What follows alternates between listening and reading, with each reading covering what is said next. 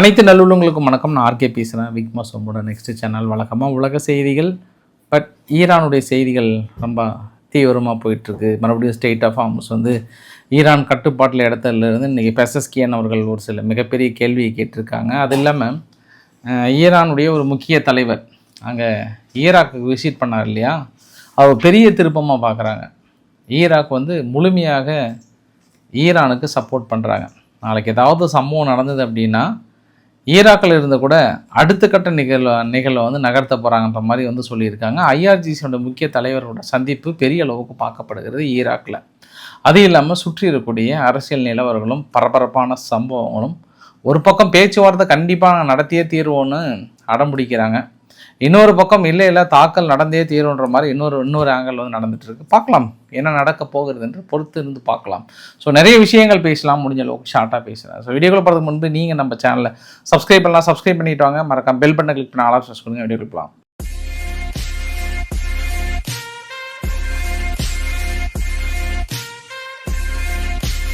ஒரு கரெக்ஷன் ஒன்று, ரவிக்குமார் சோமு சேனலில் ஐஆர்ஜிசி ஒரு வாய்மொழி உத்தரவுன்னா ஒவ்வொரு கப்பல்களும் கடக்கும்போது ஒரு சில வார்னிங் கொடுப்பாங்க.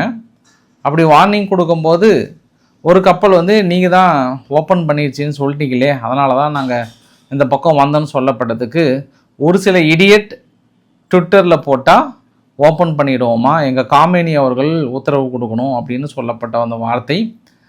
நிறைய பேர் என்ன சொல்லியிருக்காங்கன்னா, இல்லை அதை ட்ரம்ப்பை தான் சொன்னாங்க, அவங்க எங்களுடைய ஆராய்ச்சி அவர்களை சொல்லலை. ஐஆர்ஜிசி ட்ரம்ப்போட ட்விட்டை தான் இடியட் அவர் ஓப்பன் பண்ணிட்டாங்கன்னு சொன்னால் ஓப்பன் பண்ணிடுவாங்களா, எங்கள் காமினி அவர்கள் சொல்லணும் அப்படின்னாரு. பட் அதில் இன்னுமே எனக்கு ஒரு சில கான்ட்ரவர்சி இருக்குது. அப்படி மொஸ்தபா காமினி அவர்கள் சொன்னால் தான் நாங்கள் திறப்போம் அப்படின்னா அதுக்கு முன்பு ஆராய்ச்சி அவர்கள் கூட அந்த ட்விட்டை போட்டிருந்தார் ஓப்பன் பண்ணுங்கன்றதுனால. அதனால் இன்னுமே அந்த கான்ட்ரவர்சி இருக்குது. பட் எனியோ அவங்க ட்ரம்ப்பை தான் சொல்லியிருப்பாங்கன்ற மாதிரி சொல்கிறாங்க. ஏன்னா தொடர்ந்து ட்ரம்ப் அவர்களை ஐஆர்ஜிசி ரொம்ப ஒரு மாதிரி ட்ரீட் பண்ணிட்டே இருக்கிறாங்க இல்லையா, அதனால் அதை சொல்லியிருக்கிறதுக்கு வாய்ப்புகள் இருக்குன்ற மாதிரி சொல்கிறாங்க. பார்க்கலாம். நம்ம ஈரான் அந்த கடல்வெளி இருக்கு இல்லையா, ஸ்டேட் ஆஃப் ஹார்முஸ், அதில் சீனாவுடைய கப்பலும் இன்றைக்கி பேன் பண்ணிட்டாங்க. நேற்றும் ஒன்று ட்ரை பண்ண தான் போல் இன்றைக்குமே பெரிய அளவுக்கு ட்ரை பண்ணியிருக்காங்க. சன் ப்ராஃபிட் அப்படின்ற ஒரு கப்பலை திருப்பி அனுப்பியிருக்காங்க. அதை தாண்டி இந்தியானுடைய டேஷ் கரிமான்ற ஒரு கப்பல், இதுக்கு கிட்டத்தட்ட 11வது கப்பல் பர்ஷியா கல்ஃப் வழியாக இந்திய கொடி ஏற்றினது ஓமன் வழியாக கடந்து வந்திருக்கு. நேற்று 2 கப்பலை திருப்பி அனுப்பிச்சிட்டாங்க. பட் 3வது கப்பலை இன்றைக்கி காலையில் அனுப்பிச்சிருக்கிறாங்க. கூடாயிலை சுமந்து சென்று வந்து கொண்டிருக்கிறது. அதனால் அடுத்த கட்ட அந்த 2 கப்பல்களையும் அனுப்புகிறாங்களா இல்லையான்றதை நம்ம பொறுத்திருந்து பார்க்க வேண்டிய ஒரு சூழ்நிலை. பெசஸ்கியன் அவர்கள் அமெரிக்காவை பார்த்து கேட்குறார் ஒரே ஒரு கேள்வி தான், ஈரானின் அணுசக்தி உரிமைகளை பறிக்க அமெரிக்க அதிபர் ட்ரம்ப்புக்கு எந்த உரிமையும் இல்லை என ஈரான் அதிகாரப்பூர்வமாக கேட்குறாங்க. அணுசக்தி பெறக்கூடாது என்றும் ஈரான் செய்த குற்றம் என்ன என்பதையும் பற்றி நீங்கள் சொல்லுங்கள் பார்க்கலாம். என்ன நாங்கள் அப்படி தவறாக நடந்துக்கிட்டோம், அப்படி என்ன நாங்கள் கண்ணியம் இல்லாமல் நடந்துக்கிட்டோம், ஏன் எங்ககிட்ட அணுசக்தி இருக்கக்கூடாதுன்னு பெருசாக ட்ரை பண்ணுறாரு, அதை சொல்ல அமெரிக்காவுக்கு என்ன உரிமை இருக்கிறது, அவங்க எப்படி இதெல்லாம் சொல்லலாம், உங்களுக்கு யார் இந்த ரைட்ஸ் கொடுத்தது அப்படின்லாம் பயங்கரமான அடுக்கடுக்கான கேள்விகளை அடுக்கி கொண்டு சென்றிருக்கிறார். ஸோ நேற்று வரை ஈரான் எங்களிடம் அணு ஆயுதம் இல்லை, இது மக்கள் பயன்பாட்டிற்காக மட்டுமே பயன்படுத்துகிறேன் என்று சொல்கிற ஈரான் இன்னைக்கு ஏன் எங்ககிட்ட இருக்கக்கூடாது அப்படின்ற அடுத்த கட்ட ஸ்டேட்மெண்ட்டுக்கு வராங்க. அப்போ அந்த இடத்துல என்ரிச் பண்ண யுரேனியம் இருக்கா இல்லையான்றதுக்கான விடைகள் இந்த இடத்துல கிடைத்து விட்டது. கண்டிப்பாக இருக்குது. ஈரான் ஆல்மோஸ்ட் இறுதி கட்டத்தில் இருக்காங்க. கொஞ்சம் கேப் விட்டாவே அவங்க அணு ஆயுதத்தை தயாரித்து தூக்கிட்டு நிறுத்த போகிறாங்க. அதை தடுப்பதற்கு இந்த பக்கம் பெரிய அளவுக்கான முயற்சிகள் நடந்து கொண்டிருக்கிறது. அதனால் இனி எந்த பேச்சுவார்த்தையும் எடுபடாது. மறுபடியும் இப்படி ஆளாளுக்கு பேசிட்டே இருந்தால் என்ன கோட்டசாமிங்கள யாராவது ஒரு பக்கம் அடித்து காட்டுங்கன்ற மாதிரி தான் சூழ்நிலை வரப்போகுது. ஏன்னா ஈரானுடைய அந்த தொனி மாறிடுச்சு, முன்ன மாதிரி இல்லை. எப்போ அவங்க கிட்ட அந்த அணு கழிவுன்னு சொல்ல முடியாது, செறிவூட்டப்பட்ட அந்த யுரேனியம் கேக் ஆல்மோஸ்ட் அணு ஆயுத கிரேடுக்கு நெருங்கிட்டாங்கன்றது அவங்க தரப்புல இருந்தே கொஞ்சம் கொஞ்சமாக சொல்ல ஆரம்பிக்கிறாங்களோ அப்பயே இந்த யுத்தம் அடுத்த கட்டத்துக்கு போயிடுச்சு. எப்பாடுபட்டாவது அதை விட மாட்டாங்க ஈரான் கிட்ட அப்படின்றதையும். ஈரான் என்ன தவறு செய்தது, நாங்கள் ஏன் அலோவ் பண்ண மாட்டோம், சார் எங்களை ஏன் அலோவ் பண்ண மாட்டேன்றீங்கன்னு கேட்க அது ஒரே ஒரு கேள்வி தான் அமெரிக்கா தரப்புலேருந்து வரும். நீங்கள் உங்கள் ரெசிஸ்டன்ஸுக்கெல்லாம் உதவி பண்ணுறதை தொடர்ந்து நிறுத்துங்கன்னு சொல்லுவாங்க. அப்படியே ஈராக்கில் போனால் ஒரு 12 ரெசிஸ்டன்ஸுக்கும், அப்புறம் ஹெஸ்புல்லாஸ், ஹவுதீஸ், ஹமாஸ் இவங்க எல்லாமே வந்து தடை செய்யப்பட்ட தீவிரவாத இயக்கங்களாக ஐநாவிலையும் மற்ற எல்லா இடத்துலையும் அனௌன்ஸ் பண்ணியிருக்காங்க. இவங்களுக்கெல்லாம் தொடர்ந்து உதவி செய்கிறது, ஆயுதங்களை கொடுக்கறது, மிடில் ஈஸ்ட் ஃபுல்லாக உங்கள் கட்டுப்பாட்டுக்குள்ளே கொண்டு வரதுக்கு முயற்சி செய்கிறீங்க. நாளைக்கு ஆளாளுக்கு ஒரு அணுகுண்டை கொடுத்து விட்டுட்டிங்கன்னா என்ன பண்ணுறது? மிடில் ஈஸ்டே 2 ஆளாளு கடிச்சு தூக்கி போட்டான்னு என்ன பண்ணுறது? ஏற்கனவே பாகிஸ்தான்கிட்ட இருக்கிறதே தாங்க முடியல, டீ கடையில் கூட அக்கல்ல அணுகுண்டு வச்சுன்னு சுற்றுறாங்க அப்படின்ற ஒரு எண்ணம் அந்த பக்கம் இருந்து வரும். சரி, அதையும் தாண்டி எங்களுக்கு அதுக்கான தார்மீக உரிமைகள் இருக்குன்னா நீ பேச்சுவார்த்தை மூலமா என்ன நடக்க போகுதுன்னு தெரியல, நம்ம பொறுத்து இருந்து பார்க்கலாம். அமெரிக்கா மட்டும் இந்த இடத்துல ஈரானுக்கு அணு ஆயுதம் இருக்கக்கூடாதுன்னு சொல்லலை, ஒட்டுமொத்த ஐரோப்பாவுமே இதை தான் சொல்லுகிறது. இப்போது நிலைமைக்கு ஈரானிடம் அணு ஆயுதம் இருக்கலாம்னு சொல்கிறதுக்கு சப்போஸ் ஐநாவில் தீர்மானம் கொண்டு வந்தாங்கன்னா 2 நாடுகள் ஆதரவு தெரிவிப்பதற்கு வாய்ப்புகள் இருக்குது. ஒன்று சீனா, அதாவது வீட்டு அதிகாரத்தில், இன்னொன்று வந்து ரஷ்யா ஆதரவு தெரிவிப்பதற்கான வாய்ப்புகள் இருக்குது. இது 2 சம்பவம். ஏன்னா நம்ம இன்னொரு ஆங்கிளில் கூட பார்க்க முடியும். இன்றைக்கி வந்து ரெவல்யூட்டரி கார்டோட கமாண்டர் கானி அவர்கள், இஸ்மாயில் கானி அவர்கள் ஈராக்குக்கு போயிருந்தார். அங்கே ஈராக்கில் போயிட்டு நௌரி அல் மல்கி அவரோ பார்க்குறாரு. நௌரி அல் மல்கி தான் வந்து புதிய அதிபரை தேர்ந்தெடுத்தாங்க. பட் இவர் ஆல்மோஸ்ட் ஈரானை சார்ந்தவர் தான். ஏன்னா இதுக்கு முன்பு இருந்தவர் வந்து அமெரிக்கா சார்ந்தவராக இருந்தார். தேர்தல் நடத்தி இவர் ஜெயிச்சிட்டாரு. ஜெயிச்சதுக்கு உடனே ஒரு 3 மாதத்துக்கு முன்பு ட்ரம்ப் அவர் என்ன பண்ணுறாரு, ஒரு வசனம் ஒன்று விடுறாரு. இந்த மாதிரி ஈரான் ஆதரவு பெற்ற நபர் தான் அங்கே வந்திருக்கிறார், இந்த தேர்தலை நான் அங்கீகரிக்க மாட்டேன், அந்த தலைவரை நான் ஏற்றுக்கொள்ள மாட்டேன்னு கடுமையாக விமர்சனம் பண்ணார். பட் அதுக்கப்புறம் இப்போ ஈராக் பண்ண சம்பவத்தை பார்க்க முடியுது. ஈராக் வந்து ரெசிஸ்டன்ஸுக்கு முழு அதிகாரம் கொடுத்துட்டாங்க, ஈராக்கில் இருக்கக்கூடிய அமெரிக்க நிலைகளை அடிக்க சொல்லி. முழுமையாக நீங்கள் அடிச்சிருங்க, ஏன்னா அவங்க உங்களை அடிக்கும்போது நீங்கள் திருப்பி அடிச்சிருங்க, எங்களால் தடுக்க முடியாதுன்னு சொல்லிட்டாங்க. அது இல்லாமல் இந்த குர்தீஸ், அங்கே இருக்கக்கூடிய அந்த குர்தீஸ் ரீஜன் வந்து ஈரானுக்குள்ளே நுழைய விடாமல் தடுத்ததில் ஈராக்குக்கு மிகப்பெரிய ஒரு பங்கு இருக்குது. அதனால் கானி அவர்கள் போயிட்டு பெரிய ஒரு பேச்சுவார்த்தையும் அவரோட ஒரு பெரிய ஐஆர்ஜிசி டீமே போயிருக்கான். மேபி தேவைப்படும் பட்சத்தில் அங்கே ஏதாவது வான்தடுப்பு சாதனங்கள் அளவுக்கு இறக்குறாங்களான்னு தெரியல. ஆனால் பெரிய சம்பவம் லோடிங்கன்றாங்க.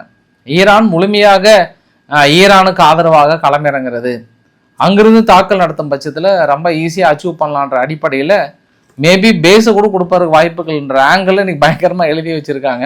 ஸோ கானி அவர்கள் என்ன பேசியிருக்கிறார், என்ன சம்பவம் நடந்திருக்கிறது, என்ன விதமான பதில்கள் கிடைக்க போகிறதுன்றதை பார்க்கலாம். இன்னைக்கு மாலை பதிவில் உங்களுக்கு ஆன்சர் கிடைச்சா நான் கொடுத்துட்றேன். நான் ஹவுதிகள், எமினி ஹவுதிகள் ஹை அலர்ட்டில் இருக்காங்க. யாரோ சொல்லிட்டாங்க, தலைவர்களே தாக்கல் நடத்த போகிறாங்க, எல்லாம் அலர்ட்டாக இருக்காங்க, நீங்கள் தூங்குனீங்கன்னாவே தாக்கல் நடத்திடுவாங்கன்ற மாதிரி சொன்ன உடனே யாரும் அங்கே தூங்கலப்ப, இல்லையே கொட்டசாமிகளே எந்திரிங்க, ரொம்ப ஹை அலர்ட்டு, மேக்ஸிமம் ஒரு ரெட் அலர்ட் கொடுத்துருக்காங்க. எல்லா இடத்துலையும் வந்து பாதுகாப்பு, உச்சபட்ச பாதுகாப்பு போட்டு வச்சுருக்காங்க. எந்த நேரத்தில்னாலும் ஹவுதிகள் மீது தாக்கல் நடத்துவதற்கான வாய்ப்புகள் இருக்குன்ற மாதிரியான எக்ஸ்பெக்ட் பண்ணுறாங்க. யார்?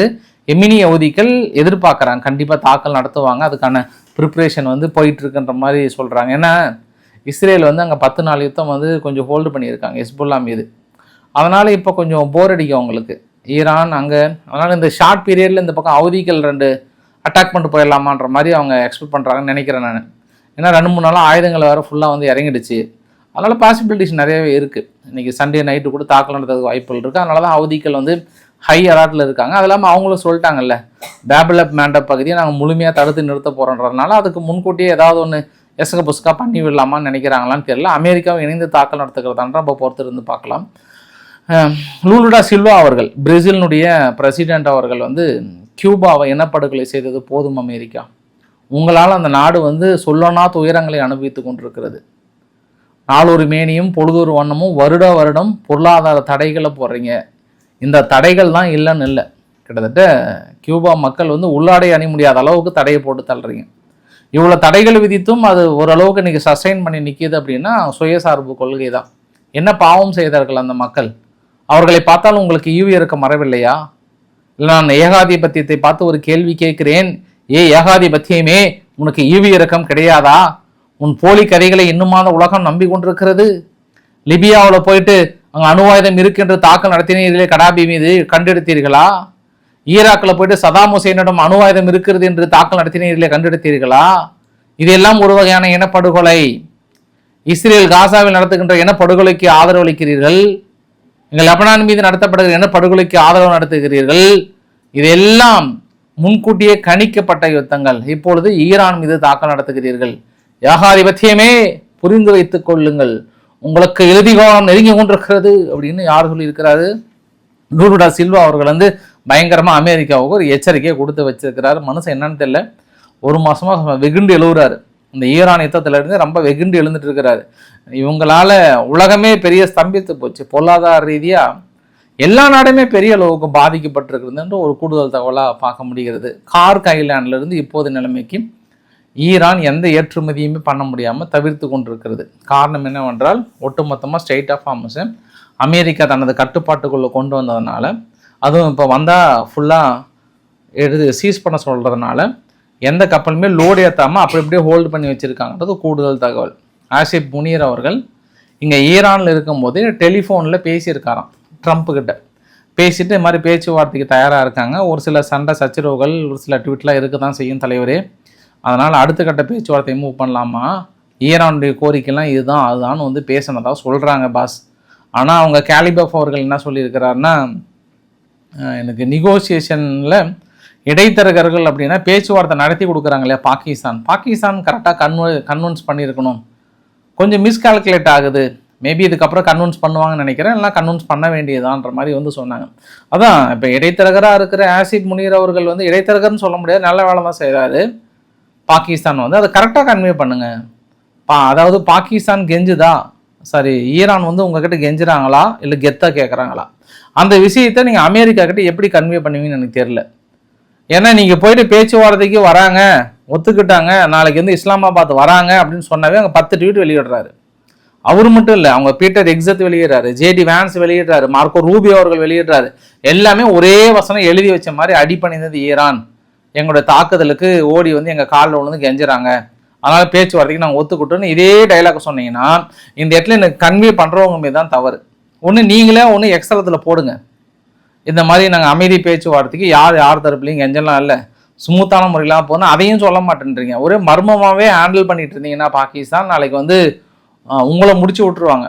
அதை நீங்கள் கேர்ஃபுல்லாக பார்த்துக்கணும். எப்போவுமே இந்த நடுநிலையாக இருக்கிறவங்க அது கரெக்டாக முடிஞ்சுன்னா பரவாயில்ல, ஏதாவது நாளைக்கு எசக புசுக்காக மாறிச்சுன்னா அவங்களும் பாதிப்பாங்கன்றதும் கூடுதல் தகவலாக சொல்ல முடியும்.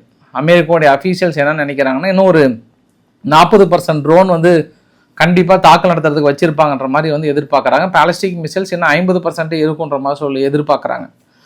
ஸோ அதை எப்படி டிஸ்மேண்டில் பண்ணுறது, இல்லை தாக்கல் நடத்துனா அடுத்து மறுபடியும் ஒரு யுத்தமா, இல்லை என்ன பண்ணுறது சொல்லிட்டு மண்டே பிச்சுட்டு உட்காந்துருக்குறாங்க. மறுபடியும் ஒரு யுத்தம் தாங்குமா இந்த பூமி? பொருளாதார தடைகள், பொருளாதார நெருக்கடிகள் எத்தனை நாள் தாங்கும்? எல்லாரும் மறுபடியும் லாக்டவுனை போட்டு அந்தந்த நாடுகள் உட்காந்து கொள்ள வேண்டியதுதான், வேறு வழி இல்லை. இன்றைக்கி இஸ்ரேல் என்ன கிளைம் பண்ணியிருக்காங்கன்னா, பின் ஜெபில்ன்ற பகுதியில் ஐஆர்ஜிசியுடைய கமாண்டர், ஐஆர்ஜிசின்ற மாதிரி ஹெஸ்போலாவுடைய கமாண்டர் ஒருத்தர் வந்து கொல்லப்பட்டிருப்பதாக, ரிதா அபாஸ் அப்படின்றவர் வந்து கொல்லப்பட்டதாக, அதாவது ஒரு பைக்கில் சம்திங் போயிருப்பார் போல் ஒரு ட்ரோன் தாக்கல் நிகழ்த்தி இருக்கதா சொல்கிறாங்க. வழக்கமாக அந்த சீஸ்பயர் பேச்சுவார்த்தை இது எல்லாமே வந்துச்சுனாவே இஸ்ரேல் அந்த தாக்குதல் நிறுத்துறதே கிடையாது, தொடர்ந்து தாக்கல் நடத்திட்டே இருக்கிறாங்க. அதனால தான் ஹெஸ்போலா என்ன சொல்லிட்டாங்கன்னா, நாங்கள் சீஸ்பயர் ஏற்படுத்தி நீங்கள் ஒவ்வொரு நாளாக தாக்கல் நடத்துறதுக்கு நாங்கள் முழுசாகவே சண்டை போட்டுக்கலாமே அப்படின்ற ஒரு விமர்சனத்தையும் வந்து முன் வைத்தாங்க.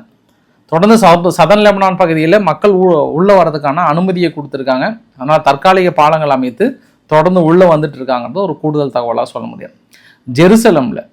ஜெருசலமில் அர்ஜென்டினானுடைய தூதரகத்தை ஓப்பன் பண்ணுறாங்க. அதற்கு மில்லை அவர்கள் வந்து காலடி வைக்கிறார். ஜெருசலகத்தில் தூதரகம் ஓப்பன் பண்ணக்கூடாதுன்னு பல எதிர்ப்புகள் இருந்தது. இருந்தாலும் முதல் முறையாக நான் தூதரகத்தை திறக்கிறேன்னு சொல்லிட்டு மில்லை அவர் பிள்ளைகளுக்கு தொல்லை கொடுக்காமல் இங்கே வந்து சேர்ந்திருக்கிறேன், இனி உலகத்திற்கு தொல்லை இல்லை நன்மை பிறக்கும் என்ற மாதிரி வந்து மில்லை அவர்கள் சொல்லியிருக்கிறார். சோமாலியா லேண்டை வந்து அங்கீகரித்து அதுக்கான தனது அதிகாரிகளை நியமித்திருக்கிறது இஸ்ரேல். அதற்கு சவுதி அரேபியா மற்றும் அரபு நாடுகள் கண்டனம் தெரிவித்திருக்கிறது. சோமாலியா லேண்ட் இன்னும் தனி நாட்டுக்கே நாங்கள் அங்கீகரிக்கல, நீங்கள் இராணுவ மிலிட்ரி பேஸை உருவாக்கி அடுத்தடுத்த வேலைகள் செய்வது சரியில்லைன்னு சொல்லி தான் செயல்படும். அமெரிக்கா இல்லாமல் ஐரோப்பா கிடையாது, அமெரிக்கா இல்லாமல் நேட்டோ கிடையாது. அதனால் சும்மா நீங்கள்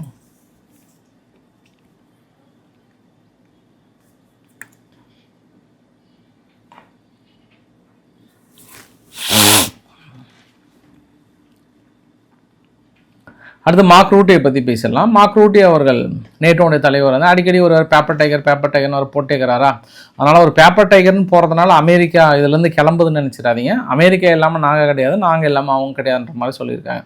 தொடர்ந்து இந்த ரஷ்யா மீது போடப்பட்ட அந்த தடைகளை நீக்குவதனால் இனி மற்றொரு ஆக்கிரமிப்பு நடக்கும் என்று ஜெலன்ஸ்கி தனது கண்டனத்தை தெரிவித்திருக்கிறார். உடனடியாக அமெரிக்கா பின்வாங்க வேண்டும், இல்லை என்றால் பெரும் ஆபத்தை விளைவிக்கும். எப்படி நீங்கள் அவர்களுக்கு இது மாதிரி தடைகளை நீக்கி ஒரு பெரிய வலு சேர்க்குறீங்கன்னு எனக்கு புரியல அப்படின்னு சொல்கிறாரு. இருந்தாலும் எண்ணெய் கிணறுகள் மீது தாக்கல் நடத்துறதுலாம் குறைக்கல. இன்றைக்கி கூட பாருங்கள் பாஸ், டெய்லியும் ஒன்று அடிக்கிறாங்க பாஸ். இன்றைக்கி வந்து டிஃபென்ஸ் பிளான்ட் ஒன்று ரோஸ்டோ ஒப்லாஸ் பகுதியில் டிஃபென்ஸ் பிளான்ட் ஒன்று அடிச்சிருக்காங்க. கடந்த ஒரு வார காலமாக கொஞ்சம் உக்ரைன் மீது கடுமையான தாக்கல் நிகழ்த்திருந்து அதுக்கான பதிவுகளை வெளியிட்டிருந்தார் ஜெலன்ஸ்கி அவர்கள். நேற்று 19ஆம் தேதி கூட 236 ட்ரோன் மேலே தாக்கல் நிகழ்த்தியிருந்தாங்க. அதில் நாங்கள் 203 பக்கம் சுட்டு வீழ்த்திட்டுன்றமா சொல்கிறாங்க. தொடர்ந்து எல்லை காலத்தில் நாங்கள் பெரிய அளவுக்கு முன்னேறி கொண்டு இருக்கிறோன்றாங்க. இந்த 2 வரைபடத்தில் பாருங்கள், அந்த நீலக்கலெல்லாம் பாருங்கள், அப்படியே குடஞ்சி உள்ளே போயிட்டு இருக்காங்க. ரஷ்யாவுக்கு பெரிய ஷாக்காக இருக்குது. வருஷ கணக்காக பிடிச்ச பகுதியை ஒரே ஒரு மாதத்தில் மீட்டு போயிட்டாங்க. அந்த அளவுக்கு குடஞ்சி போயிட்டு இருக்காங்க உள்ள. அதை ரஷ்யா இழக்கிறாங்களா மீட்க போகிறாங்களான்னு தெரியல. மீட்கிறதுனால பெரிய மறுபடியும் ஒரு 2-3 வருஷம் ஆகிடும் அதை இழக்கிறதுக்கு. எல்லை பகுதியில் மிக கடுமையாக முன்னேறாங்க ரஷ்யா பெரிய அளவுக்கு. சரி, உக்ரைன் டஃப் கொடுக்குறாங்க. ஒரு சில பகுதியில் ரஷ்யா மற்றொரு பகுதியில் முன்னேறிட்டு இருக்காங்கிறது ஒரு கூடுதல் தகவலாக சொல்லப்படுகிறது. நேற்று இந்த கன்னோட உள்ள நுழைஞ்சாலும் ஒருத்தன் தானோ, அவன் வந்து டானக்ஸ் ரீஜியனில் பிறந்தவனும். இப்போ ரஷ்யாவுடைய கட்டுப்பாட்டில் இருக்குது. ஒரு காலத்தில் அது உக்ரைன் கட்டுப்பாட்டில் இருந்தது. ஒரு 3 வருஷத்துக்கு முன்னாடி இருந்து அந்த பகுதியிலேருந்து வந்தவன் தான். எதுக்காக ஷூட் பண்ணான்னு சொல்லிட்டு நாங்கள் விசாரணை நடத்திட்டு இருக்கோம். பட் முன்கூட்டியே எங்களுக்கு யார் பண்ணாங்கன்னு தெரியும், நாங்கள் விசாரணை நடத்திட்டு சொல்கிறோம் அப்படின்றதுக்காக 4 பேர் பக்கம் இருந்து போனதாகவும் ஒரு 25 பேர்த்துக்கு மேலே படுகாயம் அடைந்திருப்பதாகவும் சொல்கிறாங்க. நிறைய துப்பாக்கி ஷூட் பண்ணதில் நிறைய பேர் வந்து உயிருக்கு போராட நிலைமையில் இருக்காங்கன்றாங்க. மொத்தமாக கன் எடுத்து அவன் பாட்டு உள்ள நுழைஞ்சிட்டான். ஃபைனலாக இந்த வீடியோ நிறைய பகுதியில் மற்றொன்று, இந்தியாவுடைய நேவி மார்கோஸ் மரைன் கமாண்டோஸ் இருக்காங்கல்ல, ஒரு 35 சோமாலினுடைய பைரட்ஸ் வந்து பிடிச்சிருக்காங்க. ஆன்டி பைரட்ஸ் ஆப்ரேஷனில் கடல் வழியாக கடந்து இந்தியாவுக்குள்ளே ஊடுருவ முயற்சி பண்ணவங்கன்னு சொல்லிட்டு கைது பண்ணியிருக்காங்க. அவரிடம் விசாரணை நடத்தி கொண்டிருக்கிறோம் என்று இந்திய அரசாங்கம் அனௌன்ஸ் பண்ணியிருக்கு. ஸோ இன்றைக்கு ஓரளவுக்கான தகவலை கவர் பண்ண நினைக்கிறேன். பிடிச்சிருந்தா லைக் பண்ணுங்கள், ஃப்ரெண்ட்ஸுக்கு ஷேர் பண்ணுங்கள், சப்ஸ்கிரைப் பண்ணுங்கள். ரவிக்குமார் சேனல். நன்றி, வணக்கம்.